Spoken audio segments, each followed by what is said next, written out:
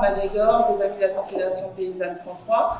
Mais là, on parle de tous au nom, cette partie-là, au nom du collectif Stop du Plan 33. Donc, ce collectif est un collectif qui rassemble environ d'une dizaine d'organisations qui se mobilisent contre cette loi en allant auprès des citoyens, des citoyennes et des agriculteurs et agricultrices. Donc voilà, au niveau national, c'est un appel qui a été signé par une centaine d'organisations issues de la société civile.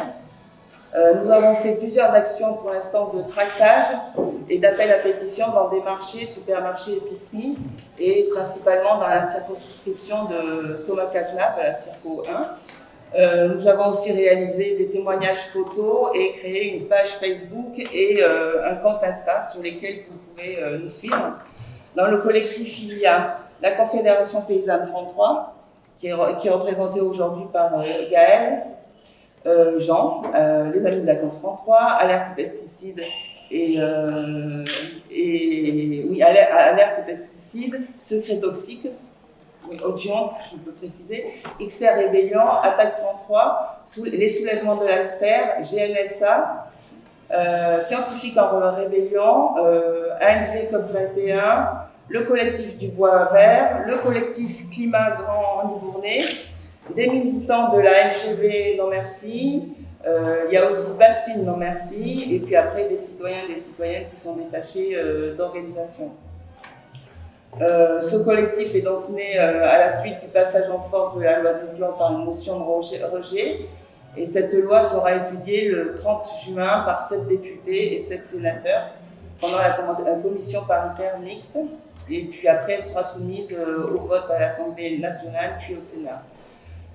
Cette loi, sous couvert de réponse à la crise, réintroduit les néonicotinoïdes, allège les normes pour l'agrandissement des élevages industriels, soutient la construction des mégabassines, réduit la protection des zones humides, octroie la possibilité au ministère de l'Agriculture de se substituer à l'ANSES en prenant des décisions à sa place. Elle est un déni démocratique.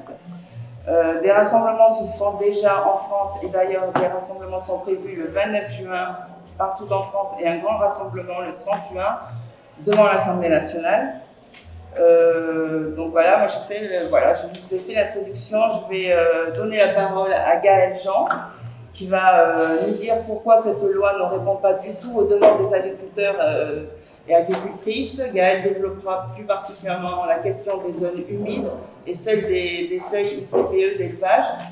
Dans la mesure où Adeline de Bassine Non Merci n'a pas pu venir, elle nous dira ce que signifie déclarer les bassines agricoles d'intérêt général et elle parlera aussi de la régression des mesures de préservation de la ressource en eau. Bonjour à tous, c'est Gaëlle Jean, je suis vigneronne en Gironde et co-secrétaire de la Confédération Paysanne de Région.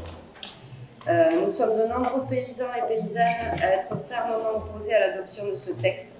La loi du plomb vise soi-disant à lever les contraintes de l'exercice du métier d'agriculteur.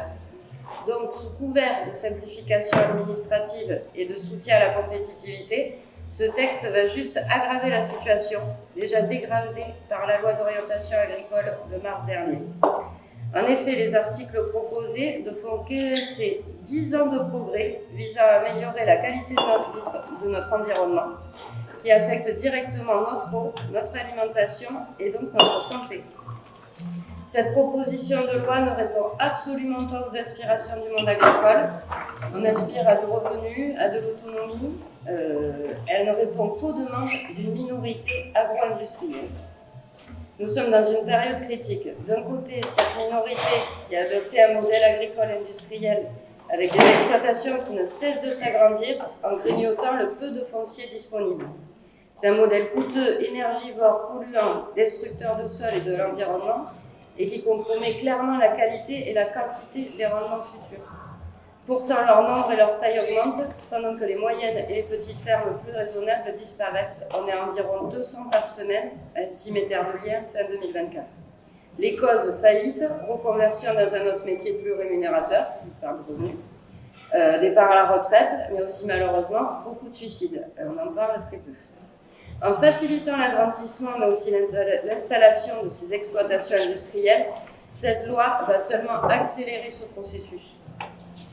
Pour qu'une ferme survive, les paysans ont besoin de revenus. Alors en quoi cette loi, dont l'article 1 et 2 encourage l'utilisation de pesticides, coûteux, dangereux pour la santé et destructeurs de l'environnement, va-t-il augmenter les revenus? On va peut-être augmenter les rendements pendant quelques années, mais très vite la détérioration des sols va entraîner l'augmentation d'utilisation d'engrais, de pesticides. La qualité des sols viticoles en Gironde montre clairement les défaillances de la monoculture et surtout l'utilisation d'engrais de synthèse, herbicides et autres produits chimiques, ayant affaibli parfois gravement la vie microbienne nécessaire pour cultiver quoi que ce soit. L'environnement est quand même la base de notre métier. En le détruisant avec des substances dangereuses, le paysan perd son outil de travail et parfois sa santé. Et les paysans seront les premières victimes des pesticides que cette loi va autoriser à réintroduire. Alors, cette loi concerne également les élevages. Là encore, elle favorise les méga-fermes-usines, les élevages intensifs qui posent des questions énergétiques, éclairage, chauffage, ventilation, mais aussi sanitaire, qualité et provenance de l'alimentation, produits vétérinaires divers et nombreux. On pourrait aussi aborder la question du bien-être animal, qui ne va pas aller en s'améliorant si on augmente encore la densité de ces élevages. Pourtant, l'article 3 va aider leur agrandissement et leur installation. Ces fermes qui sont classées ICPE, installations classées pour la protection de l'environnement, sont soumises à des autorisations préalables car ce type de système a un lourd impact environnemental. Elles contribuent, comme les autres exploitations agricoles intensives, à la pollution des sols, des eaux, à la disparition de la biodiversité et aggravent aussi la chute des petits et moyens élevages. Si cette loi est votée, les seuils passeraient de 40 000 à 85 000 emplacements de volailles. En dessous de ces 85 000, pas besoin d'autorisation. Pire encore, les élevages bovins pourraient être potentiellement exonérés de ces procédures environnementales. Donc cet article 3 n'apporte pas du tout d'amélioration pour les élevages de taille inférieure. Elle permettra juste aux élevages industriels de ne plus être contraints par des lois ou directives environnementales, que la filière présente apparemment comme un frein à leur développement. Je vous invite à faire quelques recherches sur les conséquences catastrophiques de la pollution de ces élevages intensifs, comme une affaire qui m'avait particulièrement marqué dans le Tarn à l'Escoute, où c'est des cancers et des enfants atteints de leucémie, des enfants qui allaient dans des écoles à proximité de cet élevage. Et les habitants sont d'autant plus inquiets après les résultats d'études indépendantes sur l'air qu'ils respirent. Et il y a beaucoup d'exemples de ce type. L'article 5, maintenant, il s'attaque à la ressource en eau. On le voit par exemple sur le sujet sensible des zones humides, avec le recul dangereux pour leur protection. Il est pourtant indispensable de les préserver. Elles jouent un rôle majeur en ce qui concerne le cycle de l'eau et le cycle du carbone. Elles favorisent le stockage de l'eau dans les nappes phréatiques, soutient les débits des cours d'eau et disposent d'une fonction d'épuration importante qui agit comme un filtre naturel pour l'eau. Donc cet article propose de créer un nouveau type de zone humide, la zone humide fortement modifiée, dans laquelle certaines installations impactant le cycle de l'eau pourraient ne pas être soumises à autorisation ou déclaration. Nous allons vraiment prendre le risque de polluer ou de détruire ces zones d'échange stratégiques. Le remplissage des nappes phréatiques est évidemment indispensable pour tout le monde, et pas seulement pour les agriculteurs. Certains subissent déjà les conséquences des pollutions agricoles avec des eaux de surface, mais aussi les eaux souterraines polluées. On a des villages qui sont déjà avec des cultures de betteraves autour où les gens ne peuvent plus boire l'eau, et la solution qu'ils ont trouvée, c'est de diluer cette eau polluée avec l'eau des voisins pour qu'elle soit un peu plus potable, on va dire. Donc cette loi prévoit également le prélèvement et le stockage de l'eau destinée à l'agriculture. Ça prévoit que ça devienne d'intérêt général. Donc nous, on ne voit pas trop l'intérêt général à la Confédération paysanne de pomper l'eau comme ça dans les nappes, parce que bon, c'est pas prévu que je parle des méga-bassines, j'essaie de vous en dire un mot quand même. Les méga-bassines, du coup, c'est le même principe. Le problème, c'est que la plupart du temps, l'eau est pompée dans les nappes phréatiques, donc on fait baisser le niveau des nappes. On a vu ça dans beaucoup de pays, comme en Amérique du Sud. Les autres paysans autour qui ont des petits forages, du coup, n'atteignent plus la nappe. Et ces paysans qui pompent du coup dans les nappes l'hiver pour éviter les restrictions d'eau de l'été. Donc, quand on a les moyens, ça peut faire jusqu'à 8 stades de foot. C'est énorme. Et du coup, on pompe, on remplit ça. Comme ça, l'été, on a de l'eau qui est stockée, même si elle s'évapore, même si elle se pollue complètement à l'air. Voilà, et ça sert à un tout petit pourcentage d'agriculteurs, les autres autour n'étant pas raccordés forcément à ce réseau. Et on voit des nouveaux installés qui ont besoin de petites quantités d'eau, qui n'ont pas le droit de se raccorder au réseau, et par contre des méga-bassines subventionnées encore il n'y a pas longtemps à 70%, qui voient le jour et une eau qui est propre, qui est encore non polluée, on va la mettre à l'air pour qu'elle serve à un tout petit nombre. Et les nappes, on sait très bien que ça met quand même du temps à se refaire. Si on bousille les zones humides en plus à côté qu'elles peuvent plus se remplir, là on est en train d'entrer dans un cercle vicieux gravissime. Et de plus, il n'est pas retardable qu'on utilise de l'eau, donc qui est une ressource qui va sûrement se faire de plus en plus rare, pour des cultures qui sont inadaptées au climat, inadaptées au sol, gourmandes en eau.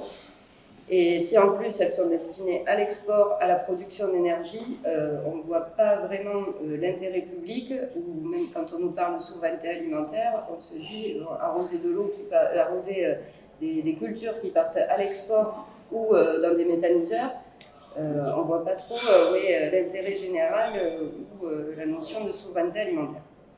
Et si les textes de loi prenaient vraiment en compte l'importance de cette souveraineté alimentaire, ils devraient prioriser les cultures destinées à notre propre alimentation. Voilà, pendant que des surfaces cultivées à destination de l'export et des méthaniseurs et de l'énergie augmentent, les surfaces destinées à notre consommation alimentaire diminuent et la tendance s'accentue. Donc on importe toujours plus et en plus on importe de pays ou de pays qui ont des autorisations pour les néonicotinoïdes. Nous on n'en a pas, mais du coup on va importer ces produits et s'empoisonner aussi. Donc ça pose pas de problème. Donc avec cette loi, on s'éloigne toujours plus de la souveraineté alimentaire. Donc voilà, nous on pense à la Confédération paysanne que cette loi va juste continuer d'aggraver les choses, faire disparaître les paysans, les grosses sociétés par contre dites agricoles, holding et tout, se développent en masse et on n'a pas les moyens en fait, les paysans n'ont pas les moyens d'acheter du foncier face à ces grosses structures, on ne fait pas le poids et voilà, la tendance va finir par nous faire disparaître et il n'y aura peut-être plus que de la nourriture industrielle un jour. On n'espère pas, mais on va faire ce qu'il faut pour que ça n'arrive pas. Est-ce que je peux poser une petite question? Non, les questions, excuse-moi, parce que les questions, les questions, ce sera plus tard, si tu peux la noter, et puis ce sera pour plus tard. Merci. Non. Donc là, sur le coup, c'est au tour de Sylvie Noni d'intervenir en tant que secret toxique et aussi alerte pesticides haute-Gironde, mais aussi elle va surtout, dans la mesure où on n'a personne de scientifique à rébellion, tu peux faire un petit point dessus. Et dans la mesure où je suis membre de Scientifique à Rébellion, en plus, je peux en parler. Bon, bah alors voilà. Et donc, on a fait justement avec le Secret Toxique, les Scientifiques en Rébellion, et plein d'autres organisations, des nouvelles organisations de victimes de pesticides. Je signale notamment celle qui s'appelle Cancer Colère, qui commence à rassembler beaucoup de monde.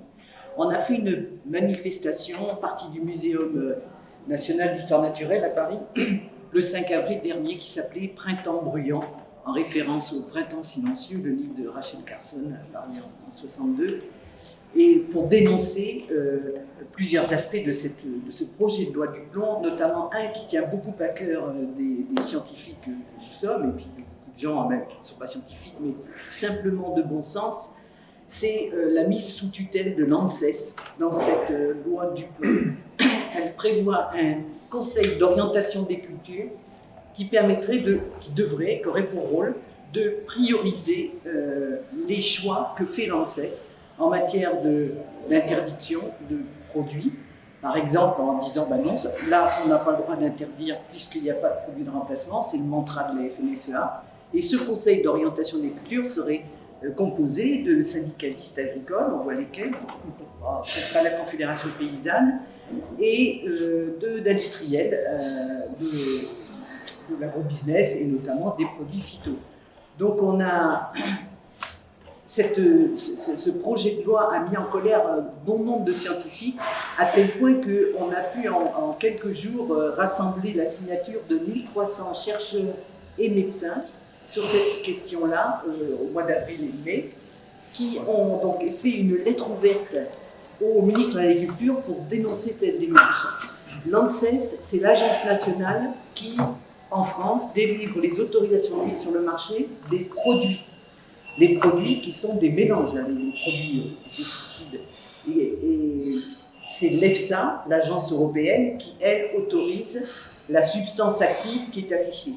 Et ce que nous dénonçons depuis des années avec Secret Toxique, qui est particulièrement développé dans cette petite BD, c'est le fait que la substance active n'est parfois presque rien, c'est peanuts par rapport à tous les coformulants qu'il y a dedans. On a fait analyser des produits dits de biocontrôle, ceux que l'on trouve encore dans les jardineries, puisque les autres produits de synthèse ont été interdits au grand public. Eh bien, dans 14 produits de biocontrôle, on a trouvé des dizaines de composants, dont de l'arsenic, des métaux lourds, des hydrocarbures aromatiques polycycliques qui sont cancérigènes, des choses comme ça. Lorsque, par exemple, les produits organochlorés, on a commencé à s'en méfier, on a beaucoup développé les pyrétrinoïdes en France, donc, qui ont l'air presque bio, puisque ça dérive du pyrètre. Le pyrètre, c'est une plante de la famille des chrysanthèmes. Et ces pyrétrinoïdes avaient l'avantage de ne pas persister dans la nature. Ceci dit, pour faire le même effet, il faut qu'ils soient boostés par des coformulants. Il y en a un, notamment, en ce moment, le PBO, que l'on retrouve partout. Il y a une chercheuse à l'INRAE de Cestas qui travaille sur les frelons qui mangent les abeilles. Et dans ces frelons, la première molécule toxique qu'elle retrouve, c'est le PBO qu'ils ont mangé en mangeant les abeilles. Et ce PBO, il y en a partout. 60 millions de consommateurs ont fait une étude sur les viennoiseries. Il y en a partout dans les viennoiseries industrielles. Donc voilà, c'est pour ça qu'on s'appelle secret toxique. La composition réelle des produits est un problème. Et la façon dont ils sont homologués aussi, puisque c'est la plupart du temps sur la base de dossiers présentés par le fabricant que l'EFSA au niveau européen ou l'ANSES au niveau national donne ces autorisations de mise sur le marché. Donc il n'y a pas besoin de moins d'ANSES, mais il y a besoin de plus d'ANSES pour que celle-ci ait les moyens de faire des contre-expertises indépendants et pour imposer que l'on étudie la toxicité à long terme de l'ensemble des molécules qui sont présentes dans un bidon et qui ont un effet cocktail.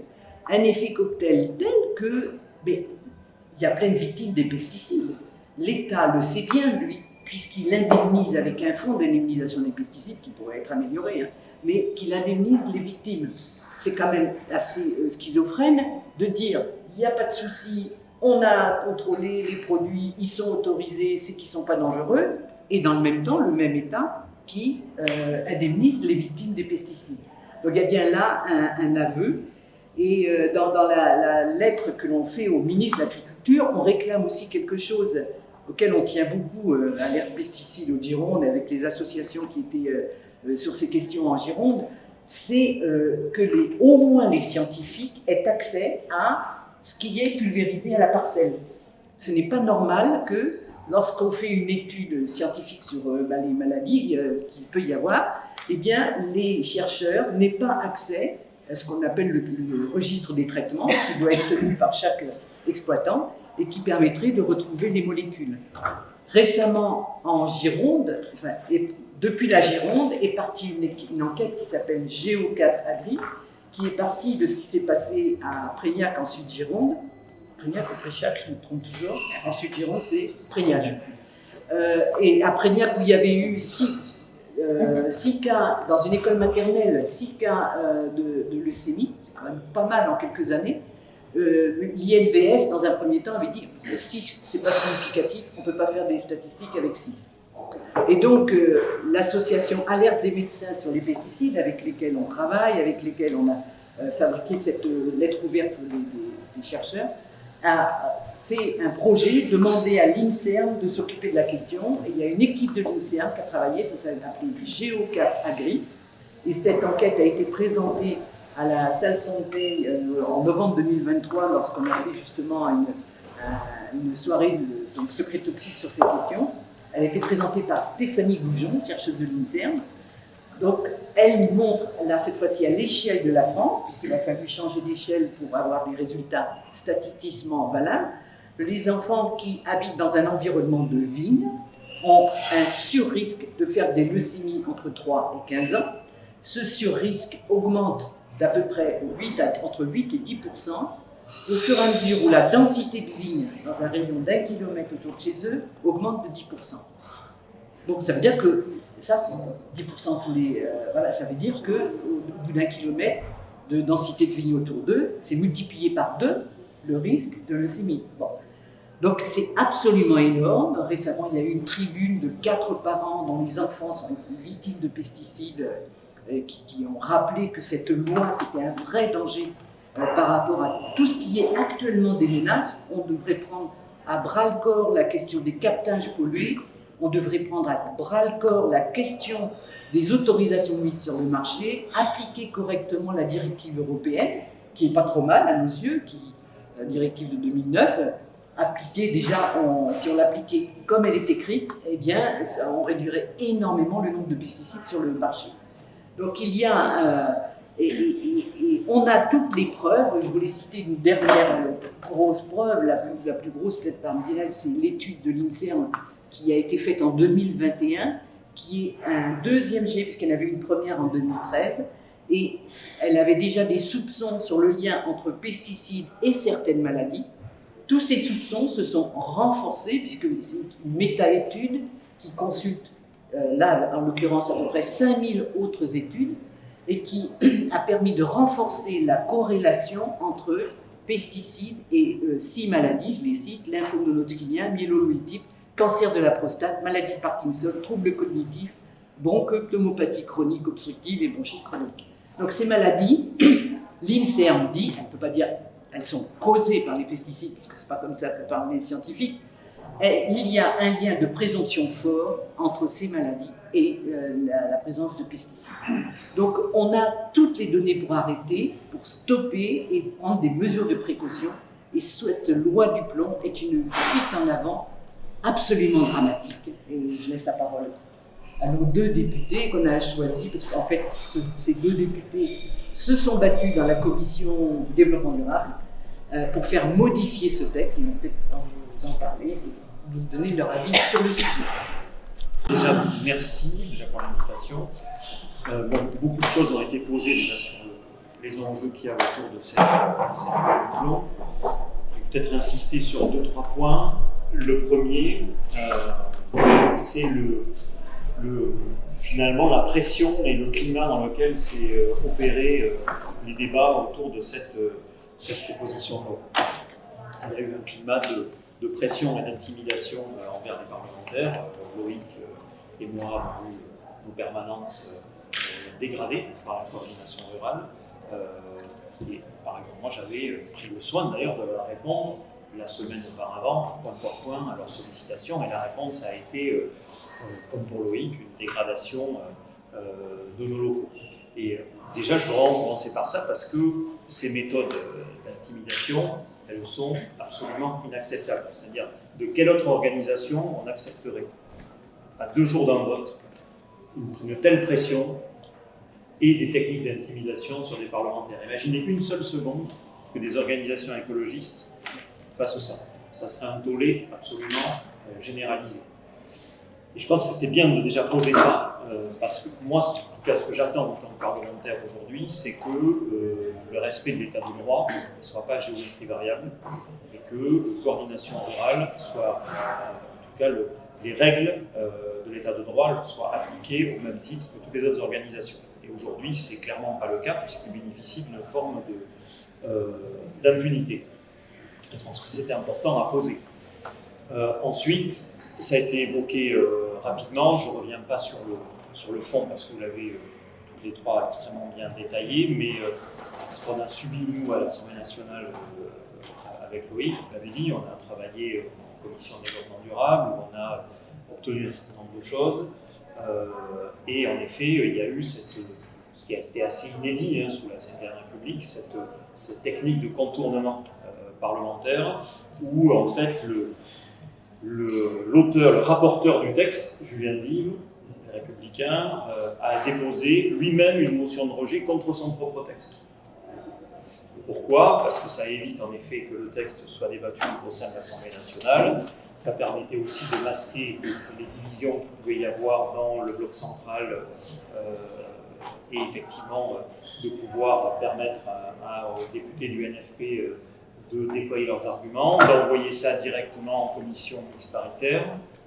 7 députés, 7 sénateurs, vous l'avez bien rappelé, à huis clos, sans transparence, pas de débat, et ça permettait de conserver le contenu le plus anti-science, le plus anti-écologique qui était sorti du Sénat. Donc ça, c'est quand même assez inédit. Et par ailleurs, on est en train de voir qu'ils sont inspirés, puisque depuis qu'ils ont fait cette technique sur la lame blanc, qu'ils ont découvert la martingale, ils sont en train de le reproduire sur un certain nombre d'autres textes où ils essaient de même, ils sont prêts à voter des motions de rejet sur leur propre texte pour envoyer ça en CNV pour éviter le débat avec le NFP. Ensuite, tout ça s'inscrit dans quand même un contexte qui est pas du tout neutre, et cette PPL du plomb, elle arrive dans la continuité finalement de reculs écologiques qui sont massifs. On peut parler de la remise en cause du ZAN, zéro artificialisation nette, on peut du passage en force autour de la 69, on ne dit pas assez, mais la baisse des crédits autour de l'écologie cette année qui a déjà eu lieu à près de 15%, l'allègement des règles contre les passoires thermiques, l'attaque frontale qu'il y a aujourd'hui contre les énergies renouvelables, tout ça c'est dans ce contexte-là que cette PPL elle arrive. Et on assiste à une extrême droitisation des esprits sur l'écologie. Et il ne faut pas être dupe de quelque chose, c'est-à-dire qu'on assiste aujourd'hui à un alignement idéologique entre ce qui se passe aux États-Unis avec Trump et ce qu'on voit en France avec LR, qui est dans la roue aujourd'hui de ce que porte le RN, et malheureusement avec une partie du bloc central qui est en train de s'aligner. Et ce n'est pas tout à fait étonnant, puisque, étant donné qu'ils n'ont aucune colonne vertébrale politique, ils s'alignent sur ce qui leur semble le plus bankable à court terme. N'empêche que dans les faits, on se retrouve minoritaire sur des sujets. Il y a peut-être quelques années, en termes de santé publique, on aurait pu espérer avoir des majorités. Et après, je finis juste sur quelque chose, parce que je pense qu'il faut le rappeler. C'est que je parlais tout à l'heure de la coordination rurale et la forme inacceptable d'impunité dont ils bénéficiaient. Mais j'ai entendu, suite à nos prises de position sur la PPL du plomb, j'ai entendu la FNSEA nous expliquer que nous étions déconnectés, qu'il y avait un manque de connaissances sur l'agriculture et qu'on était des bobos et que en fait on était complètement déconnectés de la réalité des paysans. Moi, ce que je veux rappeler aujourd'hui, c'est que la FNSEA, ça fait 70 ans qu'il co-gère les politiques agricoles en France. Le bilan, c'est quoi ? Le bilan, c'est entre 1970 et 2020, on est passé de 1,5 million de paysans à moins de 400 000. On est passé de sols qui sont plus fertiles parce qu'ils sont pollués, avec des nappes phréatiques qui sont aujourd'hui massivement polluées, des maladies chroniques qui ont explosé et une biodiversité qui s'est effondrée et des paysans qui n'arrivent plus à vivre, même une partie d'entre eux, de leur travail. Donc je ne suis pas certain que la FNSEA soit les mieux placés pour nous donner des conseils sur l'agriculture. Voilà.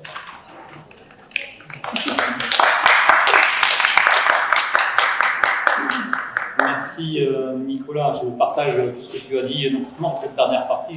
Je répète depuis quelques années, la FNSEA est le seul syndicat qui milite pour la disparition de ses propres adhérents. Exactement. Ce qu'elle parvient à faire d'une manière tout à fait remarquable, comme tu l'as noté. Juste pour revenir effectivement sur deux petites choses. D'abord sur la bataille que nous avons menée ensemble en commission du développement durable contre la droite trumpisée, tu l'as dit effectivement. Trumpisée, c'est pas juste pour faire joli et être dans l'air battant, c'est parce que c'est cette signature d'une droite qui nie l'existence même de la science et des associations, et Paysanne l'a rappelé. Et ça, c'est assez flagrant et c'est assez nouveau dans le paysage politique.